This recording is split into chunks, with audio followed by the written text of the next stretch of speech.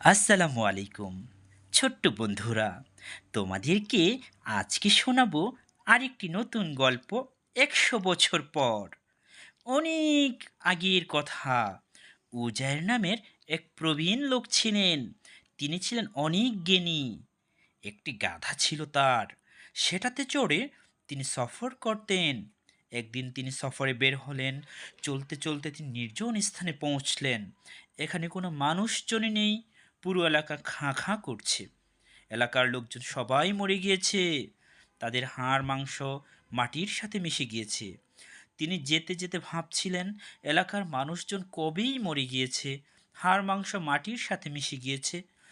এই মানুষগুলোকে আল্লাহ কিভাবে জীবিত করবেন, কিভাবে এদের জীবন দেবেন? গাধা থেকে নামলেন উজাইর। কিছুক্ষণ বিশ্রাম নিলেন। তার কাছে মৃত্যুর ফেরেশতা এলো। ফেরেশতারা তার রূহ নিয়ে গেল। উজাইর মারা গেলেন। এরপর কেটে গেল 100 বছর। আল্লাহ তাআলা আবারও ফেরেশতা পাঠালেন। তারা উজাইরের কাছে এলেন। এরপর উজাইরের চোখে জীবন দিলেন। চোখ দুটো দেখছে, শরীরের মাংসগুলো খসে খসে পড়ে আছে, চুল পশম সব ঝরে গিয়েছে, শুকনো দেখাচ্ছে হাড্ডিগুলো। ওখান থেকে হাড্ডিগুলো সতেজ হচ্ছে, মাংস লেগে যাচ্ছে হাড্ডির সাথে, চুলগুলো আগের মতো হয়ে যাচ্ছে। এরপর ফেরেশতারা রূহ ফুঁকে দিলেন উজাইরের মাঝে।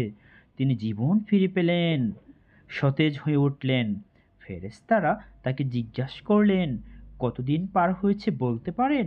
উজাইর বললেন, একদিন হবে হয়তো।